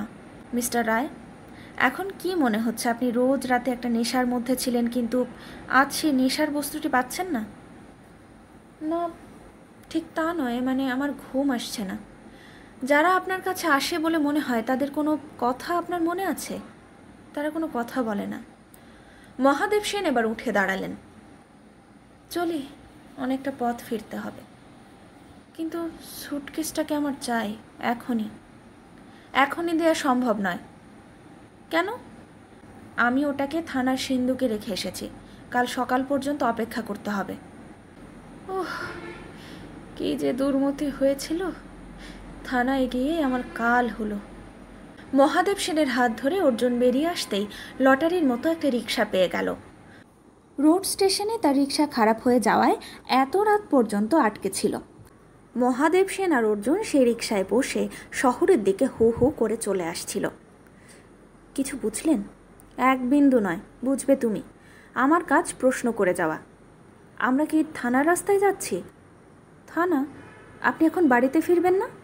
নিশ্চয়ই, তবে তার আগে একবার থানার ব্যাপারটা শুনে যেতে চাই। বুঝলাম না। রাত অনেক হয়েছে।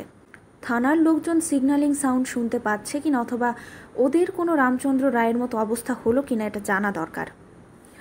অর্জুন রিক্সাওয়ালাকে থানার দিকে নিয়ে যেতে বললেন। লোকটা আপত্তি করল। ওর বাড়ি থানা থেকে অনেক দূরে, সে বেশিক্ষণ অপেক্ষা করতে পারবে না। থানায় পৌঁছে মহাদেব সেন নামতে চাইলেন না। তিনি রিক্সায় বসে রইলেন। অর্জুন নামল। পাহাড়ায় থাকা সেপাই জানালো অবনীবাবু ফিরেছেন। তিনি এখন নিজের কোয়ার্টার্সে আছেন। সেকেন্ড অফিসার শঙ্করবাবু এত রাত্রে অর্জুনকে দেখে বলল, কি হলো মশাই? কিছুই হয়নি। আপনাদের নতুন কোনো খবর আছে? পুলিশের আবার নতুন খবর? সবসময়ই খবর। কি ব্যাপার বলুন তো? একবার ভল্টের সামনে নিয়ে যাবেন? নিশ্চয়ই, কিন্তু রহস্য কিছু আছে বলে মনে হচ্ছে। অর্জুন কথা না বাড়িয়ে শঙ্করবাবুকে অনুসরণ করল। ভল্টের দরজায় তেমনই তালা ঝুলছে। এখানে যারা আছে তাদের আচরণে কি কোনো পরিবর্তন এসেছে? না, পরিবর্তন হবেই বা কেন? একটা কারণ ছিল। কেউ কোনো শব্দ শুনতে পাচ্ছে, মেটালিক টোন। আমি তো শুনিনি। নিশ্চয়ই কেউ শুনলে বলতো। আপনি শুনেছেন? না, চলুন। কি ব্যাপার বলুন তো? এই সব প্রশ্ন করছেন কেন? যে ভদ্রলোকের কাছে সুটকেসটা ছিল তিনি শুনতে পেতেন। দূর, লোকটা নিশ্চয়ই নেশা ভাঙ করত। জলপাইগুড়িতে এরকম লোকের সংখ্যা বেড়েই যাচ্ছে। আরে মশাই, এক ভদ্র মহিলা রোজ রাতে ভূত দেখতেন। গিয়ে জানলাম একটা মাটির পেঁচা মেলা থেকে কেনার পর থেকে নাকি ওই কাণ্ড শুরু হয়েছে। বললাম ভেঙে ফেলুন, তা আর করবে না। জোর করে সেটাকে করালাম। ফেলে দিতেই ভূত দেখা বন্ধ হলো। বুঝুন। কিসে এলেন? বাইক কোথায়? রিক্সা এসেছে, সঙ্গে একজন বিশিষ্ট মানুষ আছে। কে? মহাদেব সেন। শঙ্করবাবু সম্ভবত মহাদেব সেন সম্পর্কে বেশি কিছু জানেন না, কিন্তু তিনি অর্জুনের সঙ্গে গেট পর্যন্ত এলেন।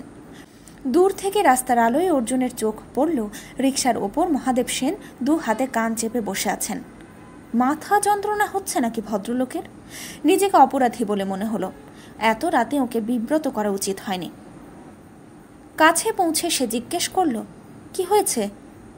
অর্জুন, আমি বুঝতে পারছি না, কিন্তু আমার কানের পর্দায় একটা sound beep beep beep beep করে বেজে যাচ্ছে, কখনো রেডিও খোলার আগের সাউন্ডের মতো টানা। মাই গড, তুমি কিছু শুনতে পাচ্ছ? না, এই রিক্সাওয়ালাটাও শুনতে পাচ্ছে না। আপনি পাচ্ছেন ভাই? শঙ্করবাবু হাঁ হয়ে শুনছিলেন। মুখ বন্ধ করে দ্রুত মাথা নেড়ে না বললেন। সেটা ভালো করে দেখতে পেলেন না মহাদেব সেন। বুঝতে পেরে অর্জুন বললেন, উনিও কিছু শুনতে পাচ্ছেন না। মহাদেব সেনকে খুবই উদ্বিগ্ন দেখাচ্ছিল। ঠিক আছে, চলুন বাড়ি গিয়ে রেস্ট নেবেন। না ভাই, মিস্টার রায় যা বলেছিলেন অবিকল সেই আওয়াজ খুব দূর থেকে আসছে, যেন ক্ষীণ, কিন্তু কানে পৌঁছে যাচ্ছে। রিক্সাটা এখানে দাঁড়ানো মাত্র ওটা কানে পৌঁছেছে। ব্যাপারটা আমার দেখা উচিত। স্যার, আপনি বোধহয় ঠিক সুস্থ নন। রাবিশ! চোখে দেখতে না পাওয়া ছাড়া আমার কোনো প্রবলেম নেই। মহাদেব সেন রিক্সা থেকে নামার চেষ্টা করছেন দেখে অর্জুন এগিয়ে তাকে ধরল। মহাদেব সেন মাটিতে দাঁড়িয়ে বললেন, আমাকে থানার দিকে এগিয়ে নিয়ে চলো। রিক্সাওয়ালা এতক্ষণ এসব কাণ্ড দেখছিলেন। এবার তাকে ছেড়ে দিতে বলল। এমনিতেই প্রচুর রাত হয়ে গিয়েছে, তার উপর ভুতুরে ব্যাপারে সে নেই। অর্জুনের আপত্তি ছিল, কিন্তু শঙ্করবাবু বললেন, এখানে এসে যখন পড়েছেন তখন কোনো প্রবলেম নেই, গাড়ি করে ওকে পৌঁছে দিয়ে আসবো। ভাড়া মিটিয়ে দিয়ে মহাদেব সেনের পাশে এসে দাঁড়াতেই তিনি বললেন, অর্জুনবাবু। হ্যাঁ বলুন। মনে করে দেখো তো, তোমার সঙ্গে কথা বলতে মিস্টার রায় এরকম কোনো শব্দ শুনতে পেয়েছিলেন কি না? হ্যাঁ, উনি পাচ্ছিলেন। গুড। এখনও আমার বোধ বুদ্ধি ঠিক আছে। মিস্টার রায় তোমাকে বলেছেন একটা সময় তার কোনো হুঁশ থাকতো না। সেই অবস্থা যদি আমার হয় তাহলে একটু লক্ষ্য রেখো। আমি চেষ্টা করব আমার হুঁশ ঠিক রাখতে। সুটকেসটাকে কোথায় রেখেছ? মহাদেব সেনের চোখ এখন একেবারেই বন্ধ, কিন্তু মুখ দেখে বোঝা যাচ্ছিল ওর ভেতরে কিছু একটা ঘটে যাচ্ছে। মাটির তলার ঘরে। আমাকে সেখানে নিয়ে চলো। আমি তো নিয়ে যেতে পারবো না, মানে জায়গাটায় বাইরের মানুষের যাওয়ার নিষেধ, যদি না এরা অনুমতি দেন। শঙ্করবাবু উনি একবার ভল্টের সামনে যেতে চান, নিয়ে যাবেন? অর্জুন প্রশ্ন করতে শঙ্করবাবু তার দিকে মুখ ফেরালেন। তার চোখে মুখে বিস্ময়। মহাদেব সেনের এই পরিবর্তনের কারণ তিনি বুঝতে পারছেন না। থানায় যারা পাহারা দিচ্ছিল সেই সেপাইরাও কাছাকাছি এসে মজা দেখছে। কি ব্যাপার বলুন তো, ওতে ভর করছে নাকি? কথাটা চাপা স্বরে হলেও মহাদেব সেনের কানে গেল, তার গলা শোনা গেল। অর্জুন, ওর কথাগুলো আমি শুনতে পেয়েছি। তার মানে আই মিন ফুল সেন্স। ভূতে ভর করলে এসব কথা বলতে পারতাম না মশাই, ঠিক কি না? ঠিক ঠিক কথা, ঠিক কথা। অর্জুনবাবু, আমি একবার বড় সাহেবকে জিজ্ঞেস করে আসি, যদি কিছু হয়ে যায়, মানে আমার একটু ঝুঁকি থাকছে তো। এত রাত্রে ভদ্রলোককে ঘুম থেকে তুলবেন? আমরা তো কিছুই করছি না, শুধু দরজা পর্যন্ত যাচ্ছি আর ফিরে আসছি। ঠিক আছে, তবে অন্য কিছু হলে আপনি কিন্তু আমার কথা বড় সাহেবকে বলবেন না। আমি অবশ্য ওকে বলেছি যে আপনি এসে একটা স্যুটকেস রেখে গেছেন। উনি জিজ্ঞেস করলেন কিসের স্যুটকেস। আমি বললাম সম্ভবত দামি জিনিস আছে ভেতরে। তাহলে তো ওকে জানানোই হয়ে গেছে। চলুন, আপনার কোনো অসুবিধা হবে না। ওরা যত এগোচ্ছিল তত নিচু স্বরে মহাদেব সেন বলছিলেন, খুব জোরে বাজছে হে। রায় ঠিকই বলেছে, কোনো আজ খুবই ভূতপ্রেত নয়, একেবারে মাথার ভেতরে হ্যামার করছে। বন্ধ দরজার সামনে ওরা যখন এসে দাঁড়ালো তখন মহাদেব সেনের মুখ চোখ বেশ উত্তেজিত। এই ঘরের ভেতরে স্যুটকেসটা আছে। মহাদেব সেন সজোরে দরজায় ঘুষি মারলেন। এই করছেন কি? তালা দেয়া আছে, কাল সকালের আগে তো খোলা যাবে না। আরে আপনার হাতে লাগবে অর্জুনবাবু, সামলানোকে। অর্জুন মহাদেব সেনের হাত ধরল। আপনি তো আহত হবেন। হব। I must see that suitcase. কি আরাম। কথাগুলো জড়িয়ে যাচ্ছিল ওর, চোখ মুখ পাল্টে যাচ্ছিল। শঙ্করবাবুর ইঙ্গিতে পাহারাদাররা ছুটে এসে মহাদেব সেনকে জড়িয়ে ধরল। একজন একটা দড়ি এনে ভালো করে বাঁধতে যাচ্ছিল, কিন্তু অর্জুন তাকে বাধা দিল। না, ওটা করবেন না, ধরাধরি করে বরং বাইরে নিয়ে চলুন। ওরা যখন মহাদেব সেনকে জোর করে তুলে ওপরে নিয়ে যাচ্ছিল তখন শঙ্করবাবু ফিসফিসিয়ে জিজ্ঞেস করলেন, সুটকেসটার ভেতরে ভূত আছে নাকি? ভদ্রলোকের ওপর তো বেশ ভর করে ফেলেছে। আপনি তো ওসবে বিশ্বাস করেন না। করতাম না, কিন্তু এখন চোখের ওপর যা দেখছি। ওপরে এসেও সেপাইরা মহাদেব সেনকে সামলাতে পারছিল না। তিনি যেন প্রচণ্ড শক্তির অধিকারী। সেপাইরা কি করবে বুঝতে পারছে না। অর্জুন ওকে বোঝাতে গেল, আপনি শান্ত হন, কি করছেন? মহাদেব সেন এমন সব শব্দ উচ্চারণ করতে লাগলেন যা অর্জুন এই জীবনে শোনেনি। এমনকি দৃষ্টিশক্তি প্রায় নেই, কিন্তু এখন তাকে দেখে মনে হচ্ছে এসব কিছুই নয়। চিৎকার চেঁচামেচিতে অবনীবাবুরও ঘুম ভেঙে গেল। তিনি নেমে এলে অর্জুন তাঁকে সব জানালো। ব্যাপারটা পরীক্ষা করার জন্যে অবনীবাবু নিজে একবার ভল্টের দরজার কাছ থেকে ঘুরে এলেন। তাঁর আচার আচরণে কোনো পরিবর্তন হলো না। ওপরে এসে অবনীবাবু মহাদেব সেনের বাড়িতে একজন সেপাইকে পাঠালেন খবর দিতে, আর টেলিফোনে ডাক্তার দাসকে থানায় আসতে বললেন। দুটো হাত পেছনের দিকে শক্ত করে ধরে মহাদেব সেনকে একটা চেয়ারে জোর করে বসিয়ে রাখা হয়েছিল। অর্জুনের খুব কষ্ট হচ্ছিল। এই বৃদ্ধ অসুস্থ মানুষটিকে সে কোন সমস্যায় জড়িয়ে দিল।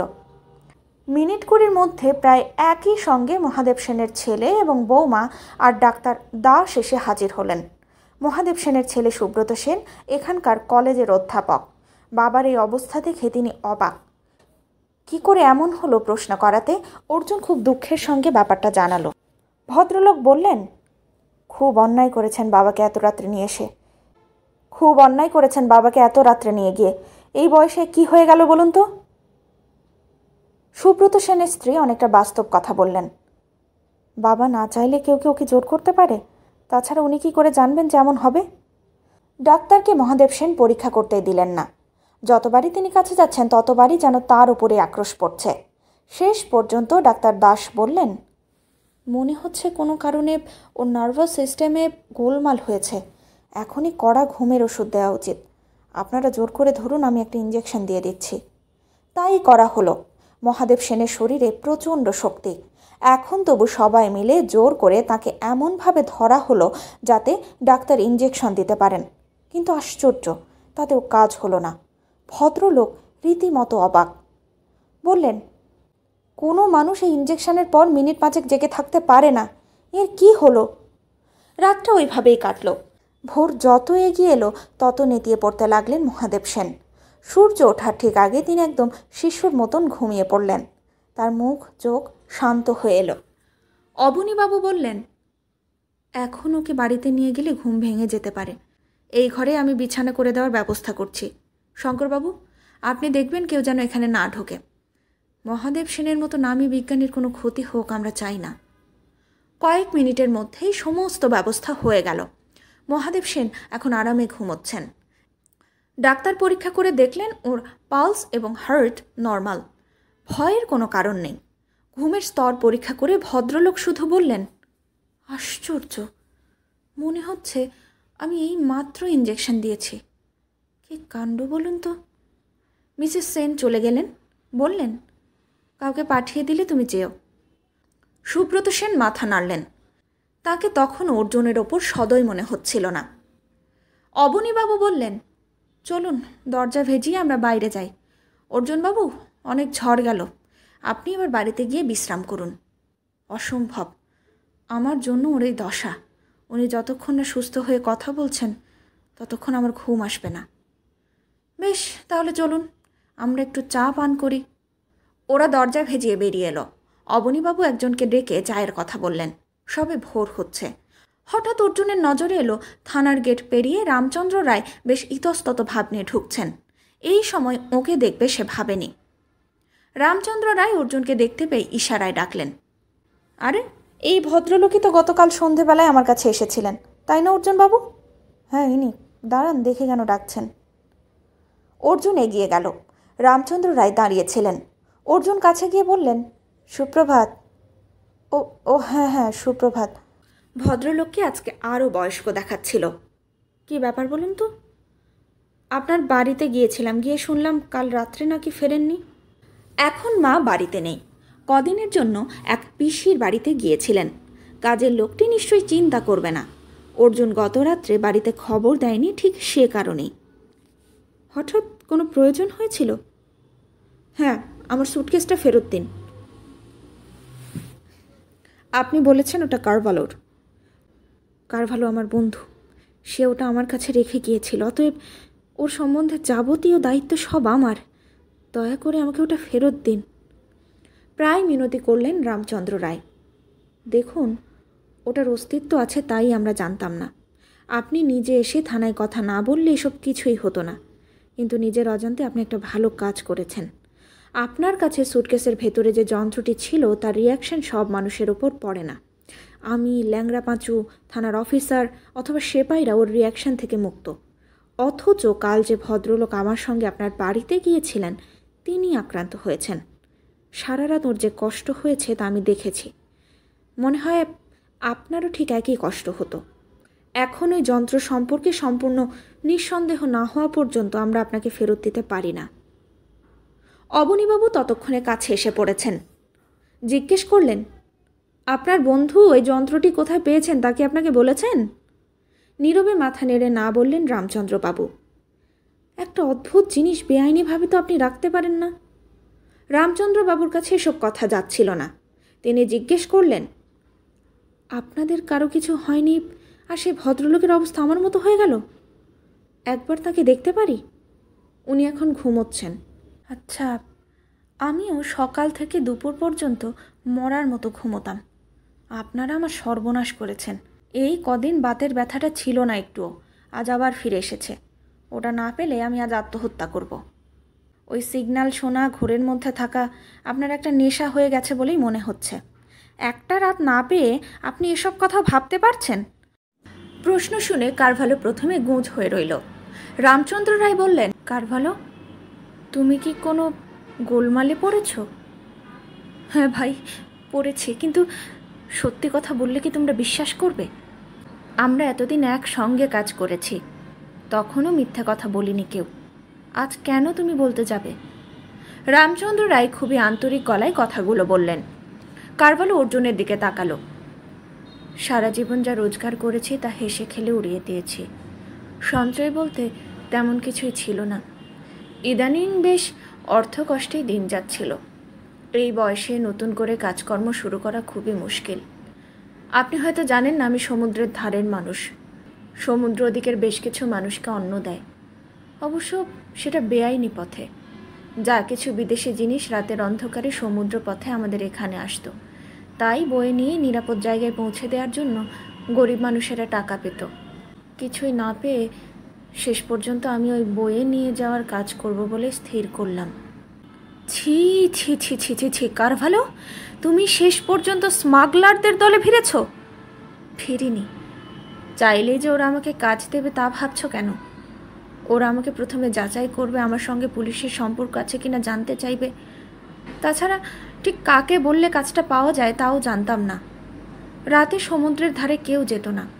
আমাদের ওখানে প্রবাদ আছে, তোমার যদি সমস্যাহীনতার কষ্ট বেশি হয় তাহলে মাঝরাত্রে সমুদ্রের ধারে গিয়ে দাঁড়াও। এক রাত্রে আমি গেলাম, এলোমেলো ঘুরলাম। হঠাৎ হঠাৎ শুনি একটা লোক একেবারে যন্ত্রণায় কাতরাচ্ছে বালির ঢিবির আড়ালে। কৌতূহলী হয়ে কাছে যেতে সে আমাকে গুলি করতে চাইল। আমি তাকে বললাম, আপনার যন্ত্রণা শুনতে এসেছি, আমার অন্য মতলব নেই, দয়া করে আমাকে মারবেন না। নিজের পরিচয় দিতে হলো। কাছাকাছি আমার বাড়ি শুনে সে জিজ্ঞেস করলো আমি তাকে সাহায্য করতে পারি কিনা। আমি রাজি হলাম। আমার শরীরের ওপর ভর দিয়ে লোকটা কোনো মতে বাড়িতে এলো। দেখলাম ওর পায়ে একটা ক্ষত চিহ্ন, সম্ভবত গুলি লেগেছে। কিছুতেই সে সেটা বলল না। লোকটার নাম হেম বড়ুয়া, বাড়ি গুয়াহাটির কাছে। আপনি হেম বড়ুয়ার কাছে গিয়েছিলেন? হ্যাঁ, সেটা পরে বলছি। হেম কিছুতেই ডাক্তার ডাকতে দেবে না। তার ধারণা ডাক্তার ফিরে গিয়ে পুলিশকে খবর দেবে। অথচ ক্ষতর চেহারাটা খুবই খারাপ দেখাচ্ছিল। আমার বাড়িতে আসার সময় ও একটা বড় থলি এনেছিল। থলিটা কেউ ছুঁতে দিত না। দ্বিতীয় দিনে এলো হেমের জ্বর। আমার পরিচিত এক ডাক্তারকে ডেকে আনতে বাধ্য হলাম। তিনি দেখেই বললেন তখনই হাসপাতালে নিয়ে যেতে, নইলে পা কিছুতেই বাঁচানো যাবে না। কিন্তু হেম কিছুতেই হাসপাতালে যাবে না। ডাক্তার সাধারণ ওষুধ দিয়ে আমাকে আড়ালে বলে গেল এমন রোগীকে যেন বাড়িতে না রাখি। সেই রাত্রে আমার সামনে হেম ওই যন্ত্রটাকে থলি থেকে বার করলো, করে বলল, এটা কি ধাতুর তৈরি জানো? আমি বললাম না। সে বলল, তুমি মানুষটা খারাপ নয় তাই বলা যায়। পৃথিবীর সবচেয়ে দামি ধাতু এটা, বিক্রি করলে কোটি টাকা পাওয়া যাবে। জানতে চাইলাম জিনিসটা কি। তারপর সে বলল, এর জন্যই তো গুলিটা লাগলো। তোমার সঙ্গে দেখা হওয়ার ঘন্টা তিনেক আগে আমি একটা জিনিস নিতে সমুদ্রে এসেছিলাম। মাইকেলের নাম শুনেছ? এ তল্লাটে এখন ও সেরা স্মাগলার। মাইকেলের সঙ্গে কাজ ছিল। আমি আর মাইকেল যখন কথা বলছি তখন হঠাৎ আকাশে নীল আলোর বেলুন দেখতে পেলাম। বেলুনটা নিচে নামলো আমাদের থেকে 100 গজ দূরে। কিছু একটা বেলুন থেকে বেরিয়ে এলো। মাইকেল ব্যাপারটা দেখে মিনিট খানিক সময় নিল। আমিও কৌতূহলী হয়ে উঠেছি। আমরা দুজনেই দৌড়লাম বেলুনের দিকে। আর যেহেতু আমি ভালো দৌড়তাম তাই এগিয়ে গেলাম। মাইকেল মরিয়া হয়ে আমাকে গুলি করলো। আমি পড়ে গেলাম। মাইকেল আমাকে ছাড়িয়ে এগিয়ে যেতেই হঠাৎ আর্তনাদ করে মাটিতে পড়ে গেল। ওই অবস্থাতেও দেখলাম বেলুন আকাশে উঠে গেল। মাইকেলের কোনো সাড়া শব্দ পাওয়া যাচ্ছিল না। মিনিট 15 বাদে আমি কোনো মতে নিজেকে টেনে নিয়ে গেলাম সামনে। মাইকেলের শরীরের পাশ দিয়ে এগিয়ে যেতেই দেখলাম এই জিনিসটা বালির ওপর পড়ে আছে। পাতলা অন্ধকারে এটা কেমন চকচক করছিল যে বুঝলাম এটার মূল্য অনেক। এর শরীর থেকে অদ্ভুত একটা আলো বেরোচ্ছিল। আমি যন্ত্রটাকে নিয়ে কোনো রকমে ফিরে আসি যেখানে মাইকেলের সঙ্গে দাঁড়িয়েছিলাম। মাইকেলের একটা ব্যাগে এটাকে পুড়ে একটা বালির ঢিবির পাশে শুয়ে পড়েছিলাম আমি। গত রাত্রে এই ঘরে শুয়ে আবার জিনিসটা দেখলাম। অত্যন্ত মূল্যবান ধাতু, কিন্তু এটা আমি আসামে নিয়ে যেতে চাই। তুমি কি আমাকে সাহায্য করবে? যা দাম পাবো তার 10% তোমাকে দেব। বলো, রাজি আছো? কিন্তু আপনি এই শরীরে আসামে যাবেন কি করে? আমি মরব না। হাসপাতালে গেলেই পুলিশ আমাকে ধরবে, আর যদি মরেই যায় তাহলে আমি ঠিকানা দিচ্ছি, সেই ঠিকানায় এটা পৌঁছে দেবে। তারা যে টাকা দেবে তার 90 ভাগ তুমি আমার পরিবারকে দেবে। কথা দাও? আমি রাজি হলাম। সে আমাকে দুটো ঠিকানা লিখে দিল। এইভাবে হঠাৎই টাকা রোজগারের সুযোগের আশায় আমি খুব আনন্দিত হলাম। কিন্তু সেই রাত্রে ওর অবস্থা এত খারাপ হচ্ছিল যে হাসপাতালে না গিয়ে আমি আর পারিনি। পরে খবর নিয়ে জেনেছি ওর ডান পা বাদ দিতে হয়েছে, পুলিশ ওকে গ্রেফতার করেছে। আমার ভয় হতো আশ্রয় দেওয়ার অপরাধে পুলিশ আমাকেও ধরবে, তাই আমার সুটকেসে ওটাকে ভরে আসামে যাব বলে বেরিয়ে পড়লাম। কলকাতায় এসে মনে পড়লো রায় এখানে আছে, তাই একটা রাত ওর কাছে কাটিয়ে আমি গুয়াহাটি চলে গিয়েছিলাম। সম্পূর্ণ যন্ত্রটাকে নিয়ে যাননি কেন? তার মানে? আপনি জানেন, যাওয়ার আগে আপনি সুটকেস খুলেছিলেন, যন্ত্রটার আর একটা অংশ আপনি বিচ্ছিন্ন করে নিয়ে গেছেন। কিন্তু কেন? কারভালো মুখ নিচু করল, তারপর বলল, আপনি বুঝতে পেরেছেন দেখছি। হ্যাঁ, ঠিক তাই। বাড়িতে বসে দেখছিলাম মূল যন্ত্রটার গায়ে আর একটা যন্ত্র লাগানো আছে, দুটোই একই ধাতুতে তৈরি। সেই ছোট যন্ত্রটাকে খুলে আমি আসামে নিয়ে যাব বলেই ঠিক করলাম। যদি ওখানে ভালো দাম পাই তাহলে বাকিটাকে নিয়ে যাব। রায়ের কাছে নিয়ে গেলে সেটা কখনোই হাতছাড়া হবে না বলেই আমার বিশ্বাস ছিল। বিশ্বাস ছিল? তুমি আমাকে পাগল হওয়ার আয়োজন করে চলে গেলে, আর বলছো বিশ্বাস ছিল? আমি এটা বিশ্বাস করতে পারছি না। এই যন্ত্র কি করে তোমাকে পাগল করে দেবে, আর শুধু তোমাকেই করবে কেন? এ নিয়ে অনেক ভেবেছি আমরা, পরে শুনবেন। কিন্তু হেম বড়ুয়ার যে লোকটার কাছে আপনি ওটা বিক্রি করেছেন তার ঠিকানাটা বলুন। বিক্রি? কে বলল বিক্রি করেছি? তার মানে কি করেছেন ওটা নিয়ে? ফিরিয়ে এনেছি। গুড। কি ভালো করেছেন আপনি জানেন না। কোথায় সেটা? কেন? আগে দেখান, তারপর বলছি। কারভালো একটা ব্যাগ খুলল, তার মধ্যে কাপড়ের পুঁটলি। তার ভেতর থেকে টর্চ লাইটের আকৃতির একটা ধাতব যন্ত্র বের করলো সে। অর্জুন কারভালোর হাত থেকে জিনিসটা নিয়ে জিজ্ঞেস করল, এটাকে বিক্রি করেননি কেন? আমি গুয়াহাটিতে পৌঁছবার দিন 2 আগে মাইকেলের কাছ থেকে খবর পেয়ে পুলিশ লোকটাকে গ্রেফতার করেছিল। আমি শহরে পৌঁছতেই পুলিশ আমার পেছনে লাগে। অনেক কষ্ট করেছি ওদের চোখে ধুলো দেওয়ার। আমার পকেটের পয়সাও শেষ হয়ে গিয়েছিল। এখানে ফিরতে এত দেরি করলে কেন? পুলিশের ভয়ে। রাজা ভাত খাওয়া নামে একটা জায়গায় ধর্মশালায় অন্য নাম নিয়ে পড়েছিলাম কিছুদিন। তারপর আমি কুচবিহার। আমার দ্বারা স্মাগলিং ব্যবসা হবে না, কিন্তু তুমিও পুলিশকে সব বলে দিয়েছ। এখন আর আমার পরিত্রাণ নেই। কিন্তু তুমি তো কোনো বড় অন্যায় করনি। পুলিশ সে কথা বিশ্বাস করবে বলে ভেবেছ? করবে না। অর্জুন যন্ত্রটিকে দেখছিল। আগাগোড়ায় ধাতব বস্তুতে মোড়া, নিচে একটা আংটা রয়েছে। ওর মনে পড়ল যে যন্ত্র নিয়ে অবনীবাবু চলে গিয়েছেন, তার গায়ে এমন একটা ব্যবস্থা ছিল, অর্থাৎ এই বস্তুটি এই যন্ত্রের গায়ে আটকে যাবে। সে শুনতে পেল কারভালো তার মাতৃভাষায় কিছু একটা বলল রামচন্দ্রকে। রামচন্দ্রবাবু উত্তর দিলেন, কিন্তু সেটা কারভালোকে খুশি করল না। এবার রামচন্দ্র রায় অর্জুনকে জিজ্ঞেস করলেন, আপনার কি মনে হয় পুলিশ কারভালোকে অ্যারেস্ট করতে পারে? ও যে অন্যায়ভাবে স্মাগলিং বিজনেসে যেতে চেয়েছিল তা সত্যি, কিন্তু ও তো সেটা আরম্ভ করেনি। এই যন্ত্রের মালিককে সেটাও বোঝা যাচ্ছে না। ও নীল আলোর বেলুনে চাপা যে লোকের কথা বলছে সে কে বলে আপনার মনে হয়? ভিন্ন গ্রহের মানুষ। যা, কি যে বলেন! পৃথিবীর বাইরের কোনো গ্রহে আবার মানুষ আছে নাকি? ডানিকেনের গপ্প নিশ্চয়ই শোনাবেন না। যা বলছিলাম, কারভালোকে একটু সাহায্য করুন। আপনার সঙ্গে দারোগাবাবুর বেশ ভাব আছে, দেখুন না একটু। অর্জুনের ঘুম পাচ্ছিল না আর। দ্বিতীয় যন্ত্রাংশ হাতে পাওয়ার পর বেশ তাজা লাগছিল নিজেকে। সে কারভালোকে জিজ্ঞেস করল, নীল আলোর বেলুনটাকে আপনার কি মনে হয়? আমি তো দেখিনি, তবে মনে হয় ব্যাপারটা সত্যি নয়। আপনি কি চান? বাড়ি যেতে চাই। কোনো দিন অন্যায় কাজ করিনি। একবার করার কথা ভেবেছি, কিন্তু সত্যি বলছি করিনি, আর কখনো করবও না। তাহলে আপনার চলবে কি করে? জানি না। আপনি জানেন আপনার ওই যন্ত্রের কল্যাণে রামচন্দ্রবাবুর পায়ের পুরনো বাতের ব্যথা কমে গিয়েছিল। মাঝরাত্রে মাইলের পর মাইল ওই শরীরেও তিনি হেঁটে গেছেন রোজ। কোথায় আর সারল! আজ সকালেই ওটা একটু একটু করে ফিরে আসছে। মিস্টার কারভালো, এখন কয়েকটা দিন আপনি আপনার বন্ধুর কাছে বিশ্রাম নিন। উনি যন্ত্রটির অভাবে ঘুমোতে পারছেন না। আপনার সঙ্গ পেলে সমস্যাটির সমাধান হবে। যেহেতু এই যন্ত্রাংশটি আপনি যে কোনো কারণেই ফিরিয়ে দিতে এনেছেন, তাই মনে হয় পুলিশ আপনার বিরুদ্ধে কোনো স্টেপ নেবে না। আচ্ছা চলি, নমস্কার। কৃতজ্ঞতার ছাপ ফুটে উঠল কারপালোর মুখে। অর্জুন যন্ত্রাংশ নিয়ে বাইরে বেরিয়ে এলো। এখন রোদ উঠে গেছে। সে একটা রিকশায় চেপে সোজা কদমতলার দিকে যেতে বলল। আজ বিকেল পর্যন্ত একটানা ঘুমোবার জন্য যথেষ্ট ছটফট করছিল সে।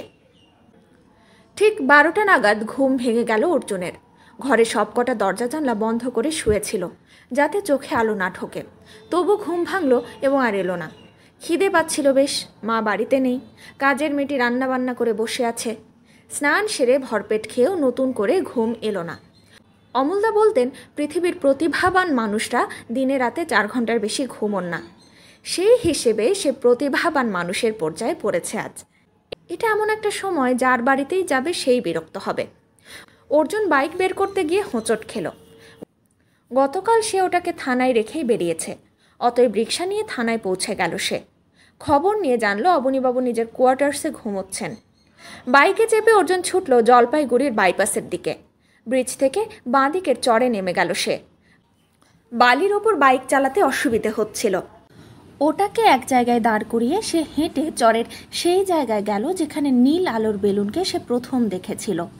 বালির ওপর কোনো ভারী জিনিস চেপে বসেছিল এখানে, অর্জুন স্পষ্ট দেখতে পেল। আর কোথাও কিছুই নেই। বালি নিয়ে হাওয়া খেলা করে যাচ্ছে তিস্তার চরে। সে ফিরে এলো বাইকের কাছে। বেলা 3টে খুব অসময় নয়।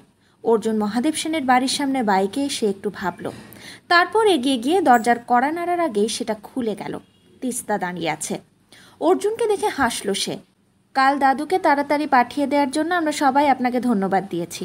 শুধু দাদু একটু অপ্রসন্ন হয়েছেন আপনার উপর। কেন?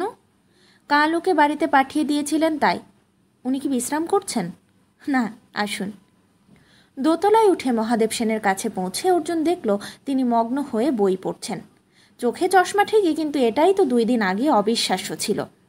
তিস্তা ডাকতে তিনি মুখ ফেরালেন, কিন্তু মাথা পরিষ্কার হলো না তৎক্ষণাৎ। অর্জুন বলল, পড়তে অসুবিধে হচ্ছে না? হ্যাঁ? ও অর্জুন, খুব সামান্য।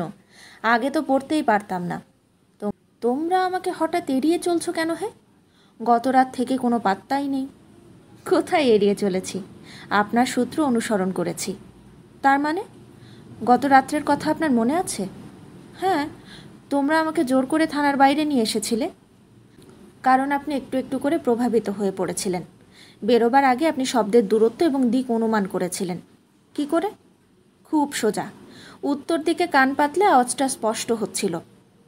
এবার অর্জুন মহাদেব সেনকে গত রাত্রের অভিজ্ঞতা খুলে বলল। শুনতে শুনতে বৃদ্ধ সোজা হয়ে বসলেন। অর্জুন কথা শেষ করলে বললেন, কি বলবো একে? অলৌকিক। এত বছর মহাকাশ নিয়ে কাজ করেছি, কখনোই তো এমন অভিজ্ঞতা হয়নি।